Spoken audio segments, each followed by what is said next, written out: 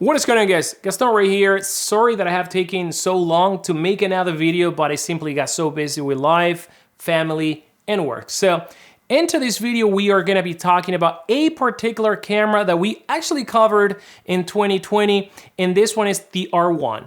Now, the R1 is meant to be the flagship camera for the RF system, much more like the 1DX for the EF system. So we're going to tell you the latest rumors and features that we have heard, share them with you. All that information coming right up.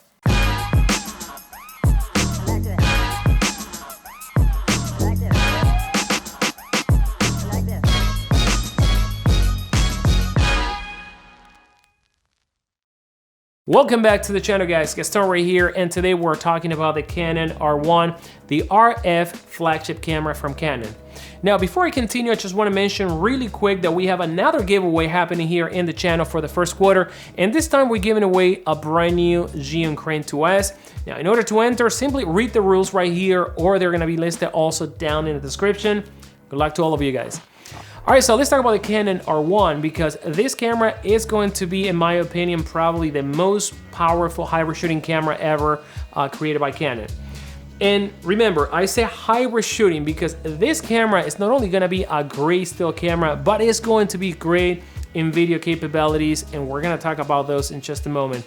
Now, let me remind you about the 1DX line. It is the flagship camera for the EF mount, top of the top, creme de la creme, the more expensive still camera from Canon. And this particular camera, aside of being the favorite camera for sport photographers, wedding photographers, documentary, journalism, has always been a camera, picked by a lot of videographers, cinematographers, because the camera at that time in its first inception had really nice video features, and the 1DX Mark III is no exception. So what's gonna happen here is I think that Canon is gonna take this to the next level. They are gonna make this camera a great both of both worlds. So now the first thing is that this camera is gonna do 8K video recording, and if that's gonna be the case, that's gonna entail that the sensor is gonna have to depart from the 20 megapixel that the 1DX Mark III has right now. So this camera is going to have at least 45 megapixel in order to output or record internally 8K video recording. And if that's the case, that's actually great news, guys. Now, I know what happened with 8K before, right? The Canon EOS R5 and all the issues, but remember the body of this camera, and it is said that the body of the R1 is going to be almost the same body style as the 1DX. So we're gonna have a big body, and this may entail also another thing, that Canon can properly design a passive cooling system for a larger camera capable of 8K video recording. So that's what I think.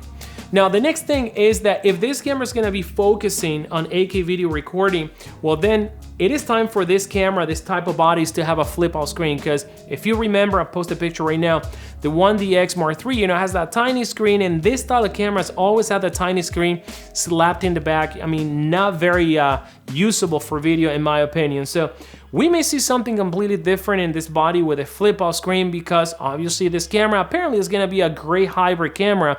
It's going to have that capability, much more in line with the Canon EOS R5, but I think that we may see an implementation much more similar like the C70, in a camera like this one.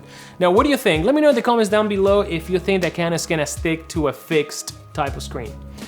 Now, the other thing that we have heard is that this camera is going to have for the first time a brand new autofocusing system, and the rumors are calling it the quad pixel autofocusing system. So I'm assuming that it's going to use 4 pixels instead of dual pixels. So whatever the case may be right here, that is great news. And some of the things that we've heard is that this quad pixel autofocusing system is going to have more accurate capabilities at acquiring focus when the subject is in weird positions, or the camera is kind of like moving around and not perfectly level. So that may actually be really, really good, because I don't see any other way of improving the autofocusing system. It works really good.